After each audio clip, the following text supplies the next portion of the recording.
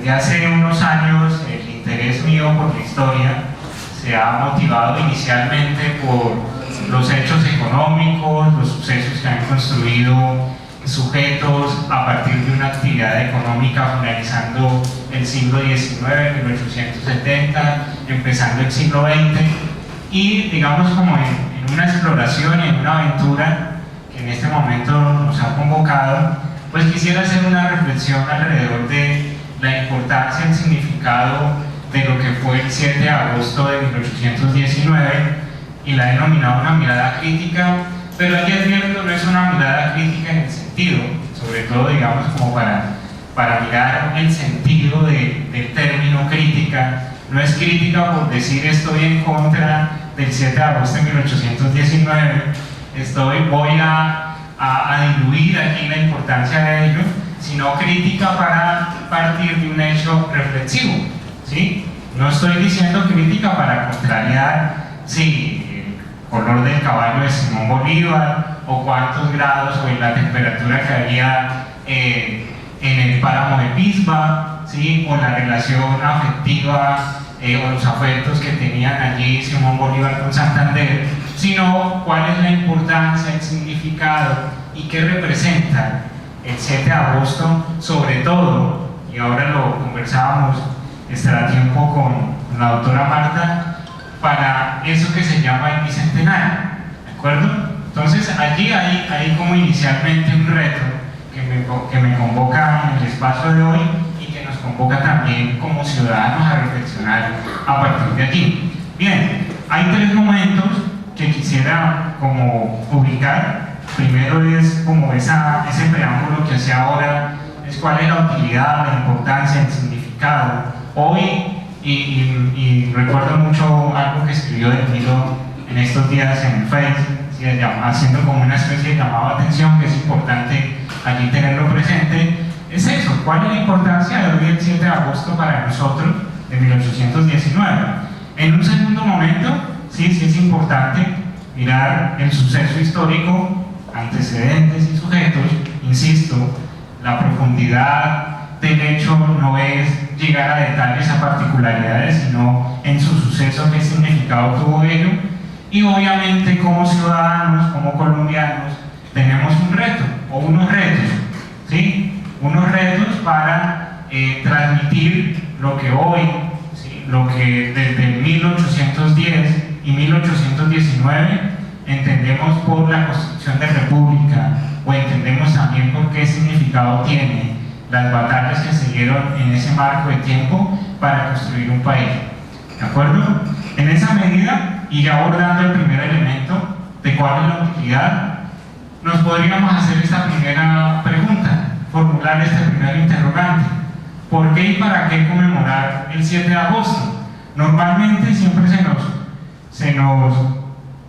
nos viene a la cabeza la batalla Boyacá, ¿sí? Ejércitos patrióticos, ejércitos realistas, pero creo que este por qué y para qué está alrededor de dos situaciones, ¿sí? Hay un discurso institucional, ¿sí? Que se convoca allí a partir de la fecha, del suceso, del acontecimiento, pero también el suceso y el acontecimiento nos indica es qué relación tiene eso con una situación de observar la realidad y qué significado tiene para esa memoria colectiva, ¿de acuerdo? El 7 de agosto, 20 de julio, está en nuestra mente, está en la mente de un discurso a partir de una transmisión de generación en generación. Si vemos esta imagen, ya abordando el primer elemento, y no es Bolívar cuando estaba modando en su niñez, ni es una foto mía tampoco, ¿sí? Pero sí es una representación de un imaginario que siempre hemos tenido, ¿sí? Y aquí viene un poco como la reflexión que hacía Emilio Moreno hace unos días en una publicación que hacía en las redes sociales. Hombre, ¿dónde están las instituciones? ¿Dónde está el ente municipal? ¿En dónde está el ente departamental? ¿En dónde están las otras instituciones que deberían estar desarrollando acontecimientos como este? ¿Sí? Y eso pasa por entender que hay una primera noción de lo que implica estas fechas de un discurso oficioso, ¿sí? Y ello lo expreso no para decir que esté bien o que esté mal, sino que está inmerso en una tradición. Hoy conmemoramos un suceso, una fecha, un acontecimiento, y eso tiene un significado para cada uno de nosotros. A partir de lo que significa la historia, hay una narrativa allí inscrita, hay un modelo de contar las cosas, hay una forma de ver la situación, de cómo aconteció, de cómo sucedieron, ¿sí? Y para qué nosotros entender qué fue lo que pasó en la batalla de Boyacá y por qué se representa como uno de los sucesos que ejemplifica el día o conmemorar el Día del Ejército Patriótico, ¿de acuerdo? Y en esa medida yo sí creo que es importante tener ello presente. Partimos de una visión oficial, ¿sí? De un discurso institucional para representar y conmemorar estos días. La segunda situación, el segundo aspecto o la segunda reflexión es para qué nos sirve en términos de entender lo que somos hoy como país, ¿de acuerdo? Ya sabemos del primer enfoque, hay una historia de sucesos, de acontecimientos, de hechos, de sujetos, diría una historiadora, de observar la espuma, de observar la ola, ¿sí? Pero sí es importante internarnos en las corrientes marinas, ¿sí? Internarnos en las corrientes marinas significa ¿qué implica ello para entender una situación que pasó hace 200 años y ello que representa para hoy? ¿En términos de qué? De una nueva historia que tiene presente otro tipo de situaciones. O sea, ¿por qué es importante hablar de observar esa realidad si hubo también acontecimientos económicos? ¿Sí? Yo me pregunto, bueno, ¿fue el 7 de julio la batalla de Boyacá por la batalla de Boyacá? ¿O había toda una construcción económica a partir de los virreinatos, de los 3 virreinatos y de la corona española, ¿sí? Y tuvo una incidencia los aspectos económicos, la construcción económica para esa sublevación? ¿O digo yo, había una visión política contraria a la corona española para entender por qué se dieron los acontecimientos?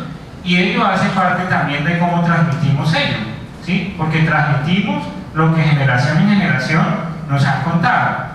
Con un miembro de la Academia de Historia, con una colega, decíamos, hombre, cuando estábamos en la escuela, nos contaban lo que eran las fechas. Entonces, sí, yo digo 20 de mayo de 1612, ¿es la fecha de qué?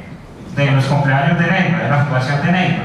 ¿Sí? Si yo digo, Jairo, colega, paisano, 14 de agosto de 1809, ¿sí? Uno dice, los cumpleaños de Campo Alegre, la fundación de Campo Alegre.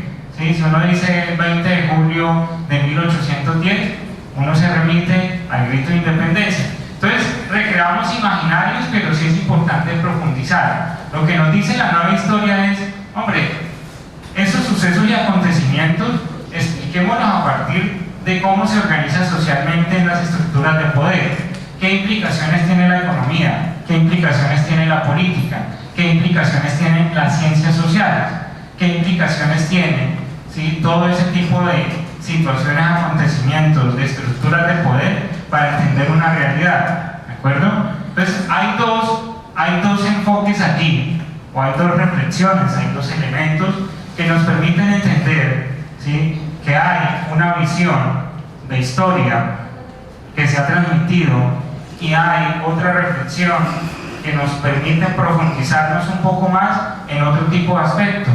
O sea, si bien fue una batalla, ¿sí? Una lucha entre ejércitos realistas y ejércitos patrióticos, sí detrás de ello hay algunos aspectos dentro del marco de lo económico, dentro del marco de lo político, dentro del marco de la identidad entre españoles y criollos, que permitieron también una sublevación a partir de un pueblo que quería independizarse.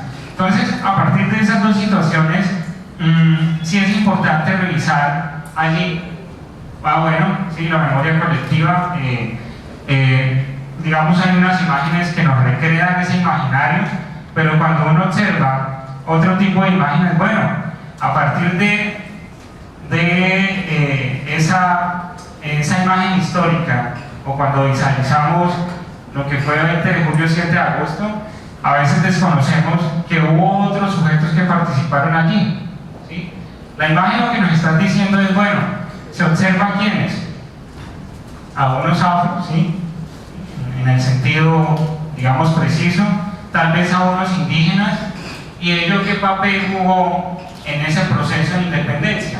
Es decir, qué papel jugó los negros, qué papel jugaron los afros, qué papel jugaron los indígenas. En la categoría tal vez el concepto no, había un concepto desarrollado en ese momento de campesinos, pero hubo también allí una participación de ese tipo de sujetos y ese tipo de actores. Primer momento, esas dos reflexiones. Historia a partir de esa tradición, de ese recuento histórico, de cómo vemos nosotros desde que estamos en la escuela. Y pues ya recuerdo algo allí preciso, que cuando llegaba el 20 de julio, el 7 de agosto, mi mamá me decía, Rolando, hay que colocar la bandera, ¿sí? Pues uno conseguía el palo de escoba y conseguía y creo que no sé si ustedes lo hacen en este momento, tal vez sí, tal vez no, y es una reflexión también allí como para precisar, pero era colocar la bandera en la ventana, ¿sí? Era colocar la bandera en la ventana mientras que jugábamos a bola y veíamos ondear la bandera, ¿sí? Ello lo fui comprendiendo, digamos, a través de los años, de que ello tenía otro tipo de implicación. Entonces, la forma de ver, primer momento, la forma de ver el significado de lo que implica este tipo de fechas. Bien, segundo momento, ¿sí? El suceso histórico. Sí, es importante precisar allí qué fue lo acontecido de manera general, insisto, más que en detalles. Venimos luego de un suceso del florero de Llorente, uno dice, bueno, un florero fue el motivo para decir que permitió el grito de independencia. Yo diría que eso inicia más o menos en 1492, ¿sí? Con la llegada, el descubrimiento, el encuentro, pero también eso tiene otro tipo de implicaciones, otro tipo de lenguajes allí en términos de los hechos precisos. Y pasan más o menos unos 260 años cuando empiezan a conformarse los primeros jerarquías de poder, el virreinato de Lima, el virreinato de México, el virreinato de Santa Fe, y en esa medida, ¿sí? Pues algo también estaba pasando en Europa, ¿sí? Algo estaba pasando en Europa desde los años 1492 y sobre todo previo a 1810. ¿Sí? Todos hemos escuchado de pronto quién era Napoleón Bonaparte. Pronto para los chicos del colegio INE, hemos escuchado que Napoleón Bonaparte quería conquistar toda Europa y en esa medida, pues, empezando la primera década del siglo XIX, 1806, 1807, llega a España, ¿sí? Despoja a Fernando VII, coloca a su rey Pepe Botella, si no estoy mal, y en esa medida pues España pierde el trono. Después de 1810-1811, ¿sí? La corona española fracasa Napoleón en su batalla de conquista, recupera el trono de España y envía a Pablo Murillo y Juan de Sanamo a reconquistar América. Ahí empieza una situación, digamos que para lo que estaba aconteciendo en América, sí es importante señalar. Después de 1810, ¿sí? Cuando la visita de Antonio Villavicencio, ¿sí? Por parte de la corona española, para que se reuniera con los criollos y les dijera que hay una directriz de la corona española para conformar una junta de gobierno, lo que dicen los criollos es que nosotros tenemos ya visualizado la construcción de nuestra propia junta, ¿sí? Y a partir de allí, ¿sí? Hay un recibimiento. Recordemos un poco el suceso del florero de Llorente. Antonio Morales va a la casa de Gonzalo Llorente para que le preste el florero.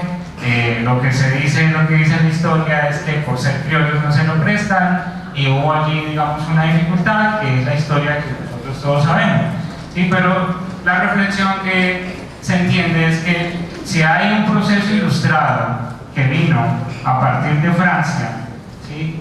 Desde 1770, 75, 1780, con todo lo que fue la Revolución Francesa, y llegó José Celestino Mutis, el sabio Caldas, Antonio Nariño, y transmitieron unas ideas que siempre las recordamos como las ideas de la libertad, la fraternidad, la solidaridad, que son valores que son heredados por Francia, y en ese sentido pues hay una clase social ilustrada que permitieron denominarse como criollos, y a partir de allí hay un poder de sublevación.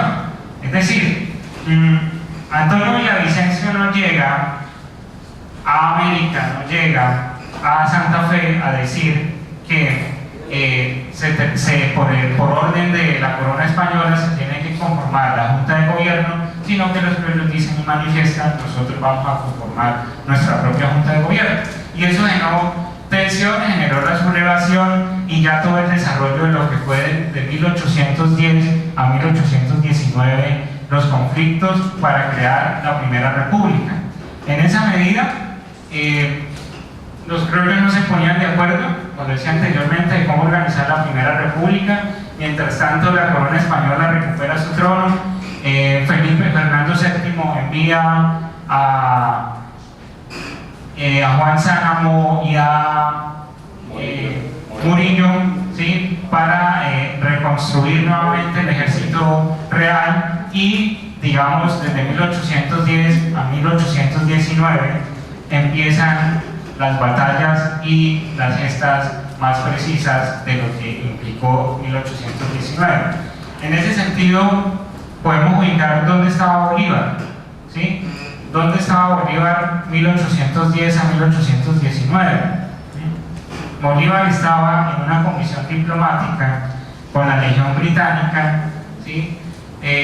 Digamos como reflexionando en el sentido de cuál era la posición que debería tener Europa en ese conflicto, o en esa sublevación de independencia que tenían, digamos, los pueblos y la clase ilustrada en América. Y en esa medida, pues obviamente Bolívar en 1819 llega a Casanare, previo a ello estuvo en una misión diplomática y unió fuerzas con Santander. ¿De acuerdo? 1819, Bolívar se encuentra con Santander, ¿sí? Toda la estrategia militar, toda la avanzada militar, ¿sí?, se ve reflejada en lo que fue las 3 o 4 batallas en la cordillera oriental. Narra la historia, ¿sí?, los documentos, por lo que conocemos de estos sucesos desde 1819, es que tenían un reto el ejército libertador, y era atravesar la cordillera central, la cordillera oriental, y en esa medida cruzar la cordillera oriental a una altura de 3.500 metros, ¿sí? De pronto aquí tenemos un poco la participación de la fuerza pública, y cómo el ejército patriótico pudo enfrentar las condiciones de atravesar la cordillera oriental desde Tamarauca para llegar a Boyacá, Santander y Boyacá, ¿sí?, a encontrarse con el ejército de Barreiro. En esa medida se encuentran con el ejército de Barreiro. Los enfrentamientos, el primer enfrentamiento fue en Gámeza, ¿sí?, los dos ejércitos se repliegan, ¿sí? Bolívar hace una avanzada a Tasco, a Beteutiva y a Garniza, allí donde atraviesan el valle de Uitama, ¿sí?, y el río Sogamoso, en donde con todas las penurias y todas las situaciones adversas de la geografía, de todas las situaciones adversas que le impedían también avanzar, pues tuvieron la necesidad de pensar estratégicamente cómo era que iban a avanzar desde el flanco derecho por la cordillera, cerca de la cordillera oriental, por el flanco izquierdo cerca de la cordillera oriental, ¿sí?, cuando Bolívar y Santander entendieron que los fuertes enfrentamientos con Barreiro deberían tener otro tipo de lógica, ¿sí?, otro tipo de lógica en la estrategia de guerra. En esa medida avanzan hasta el pantano de Vargas, ¿sí?, ya en 25 de junio de 1819, ¿sí? Allí tienen una confrontación fuerte en el Cerro del Picacho, en donde hay la necesidad de definir nuevamente una estrategia de guerra para avanzar hacia hacia lo que fue el enfrentamiento final en el puente de Boyacá. Aquí hay algo, digamos, anecdótico, en donde en esa lucha, después de pasar por el Cerro de Picacho y antes de la captura de Barreiro, hubo un suceso anecdótico en donde Bolívar sufrió la fuerza de los ejércitos reales con la infantería sobre todo, con la caballería sobre todo, y el general Rondón en un acto heroico decía, pues, coronel, perdón, tenemos una situación en la cual nuestros ejércitos están retirados, ¿sí? Y nosotros no hemos combatido como fuerzas del llano, y en esa medida el general Rendón o Bolívar lo que dice es: coronel, salve usted la patria, ¿sí? Y en esa medida el coronel Rendón, con sus 15 centauros, ¿sí?, con sus 15 jinetes, lo que hace es enfrentar las fuerzas de Barreiro, y las fuerzas de Barreiro se llegan, digamos, más hacia Santa Fe.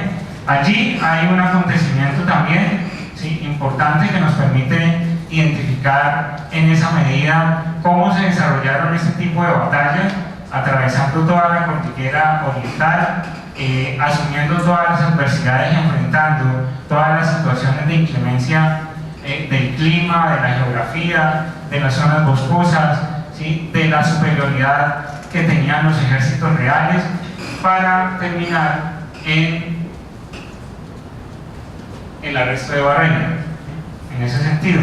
Entonces, todas estas batallas, todo lo que fue desde el 11 de junio de 1819 hasta el 7 de agosto, es precisamente lo que se denomina la gesta libertaria, la avanzada libertaria, las batallas libertarias, ¿sí?, la campaña libertaria que termina con el arresto de Barreiro.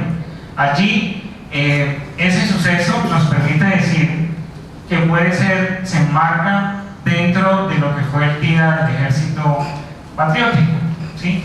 A partir de allí, pues lo que uno puede decir es: hombre, hay dos situaciones o dos cosas.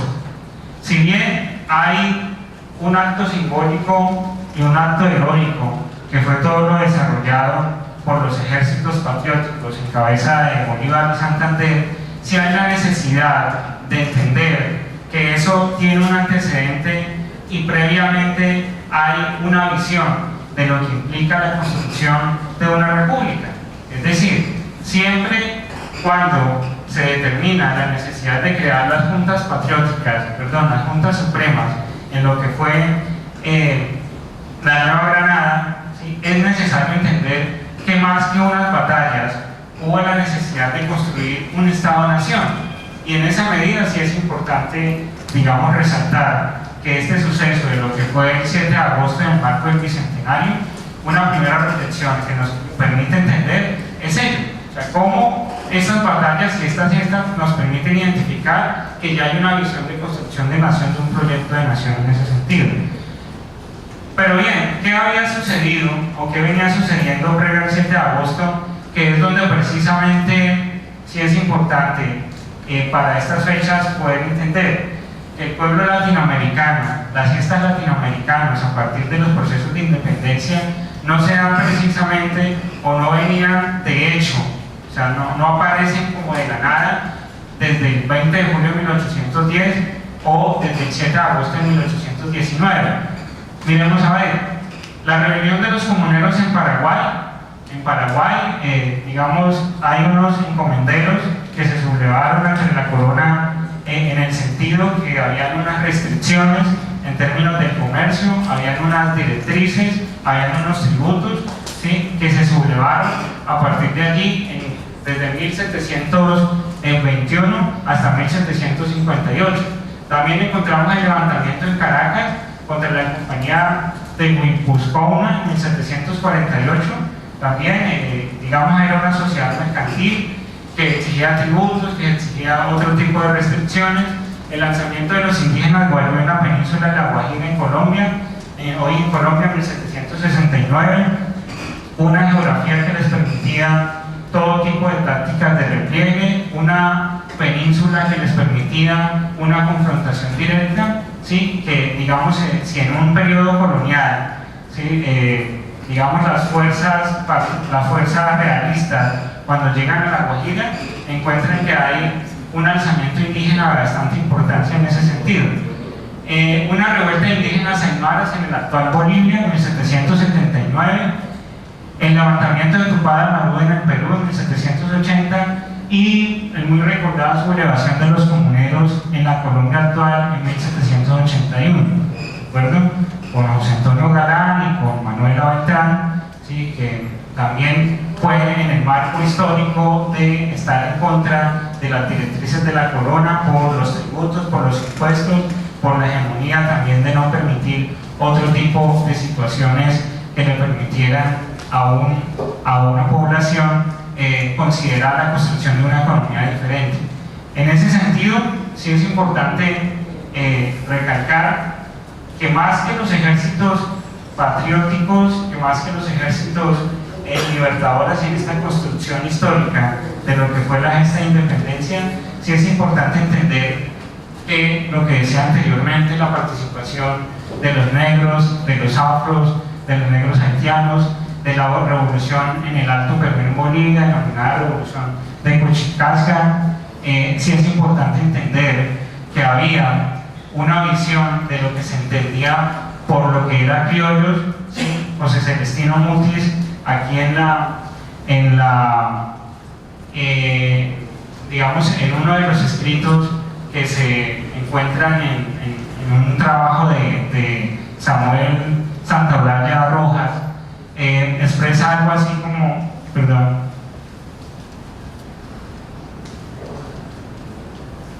como a nivel de la dirigencia criolla en independencia, la Nueva Granada juega un papel fundamental en el resentimiento de los hijos españoles nacidos en estas tierras, resentimiento que tenía diferentes expresiones políticas frente a la corona española. Los criollos en su gran mayoría coincidían en rechazar el trato discriminatorio que recibían los hijos de los españoles nacidos en estas tierras, blancos, criollos o blancos de tierra. Eso puede permitirnos decir que había una visión un poco eurocentrista. José Celestino Mutis, en uno de estos escritos, nos permite entrever que si bien todas las gestas diplomáticas que hacía o que hizo Bolívar con la región británica en Europa, tiene algo de implicaciones también para entender una clase ilustrada, ¿sí? En la Nueva Granada, denominada criollo, que también pensara la posibilidad de construir una república, de que también pensara la posibilidad de construir un Estado-nación en esa medida. Bien, digamos para cerrar un poco este tercer momento, sí es importante pensar en algunos retos que implica entender todo esto en el marco del Bicentenario. Son 200 años que estamos conmemorando desde el 20 de julio, desde el 20 de julio de 1810, desde el 7 de agosto de 1819, en el siguiente sentido. Entendamos este periodo no como un periodo expresamente o precisamente como de gestas libertarias a partir de las batallas, ¿sí? Como gestas libertarias a partir de una independencia por medio de las confrontaciones bélicas, sino en la posibilidad de entender que hay una sublevación a las formas y jerarquías de la corona española por poder proponer la construcción de una república, ¿sí? El intento de la primera república desde 1810 y el intento de la construcción de la segunda república a partir de 1819 desemboca en la posibilidad de reflexionar que había una clase social, unas clases sociales que estaban en contra de esas formas de jerarquía. Primer elemento. Segundo elemento, tenemos una idea de Estado nacional, ¿sí? Que expresa las inconformidades en las regiones. Y recordemos un poco cuando se presenta el proceso del grito de independencia, el papel que tuvo Cartagena, el papel que tuvo Monpós, el papel que tuvo Cali en ese desarrollo, se expresaban desde las regiones. Y hoy, si entendemos el país, hoy si entendemos las lógicas de identidad cultural, si hoy entendemos las lógicas de construcción de poder, de construcción de autoridad, de construcción de gobierno, hay que entender a Colombia en el sentido de cómo se expresaba a partir de las regiones, ¿de acuerdo? O sea, hoy Colombia es un país de regiones y cuando se crea la gesta de independencia, cuando se presenta la batalla de Boyacá desde junio hasta el 7 de agosto, ¿sí? Entendámosla como una situación donde se expresaban las regiones. Tercera reflexión, seguiremos observando Europa y Catando el Norte, que es una situación que hoy creo que vemos a diario en términos de la reflexión, ¿sí? Hoy la pregunta es, ¿somos un Estado-nación independiente de la corona española o somos un Estado-nación independiente de los Estados Unidos de América? Existe una intención de una narrativa hegemónica casi colonial, ¿sí? En este barrido general que intenté hacer, pues no encontré, digamos, a los padres de la patria, como se denominó en algún momento a Thomas Jefferson o a George Washington, en ese sentido. Yo sí creo que allí hay que preguntarnos, pues, cuál es la narrativa hegemónica que estamos enfrentando en este momento, ¿de acuerdo? Eso parte también de cuál es la situación que aconteció, para entender que hay unos poderes, una forma de gobierno, unas formas de jerarquía que queremos darnos en ese sentido. Y el rol de la construcción de nuestra historia. Las dos primeras reflexiones que al inicio hacía, de entender estas fechas, más que como un acontecimiento, más que como una celebración, ¿sí? de conmemorar los ejércitos patrióticos, es, entendámoslo también como la construcción de una memoria colectiva a partir de ¿qué? De otros aspectos que no se han tenido en cuenta allí. La posibilidad de construir una nación a partir de una visión de la economía, la necesidad de construir una república a partir de lo político.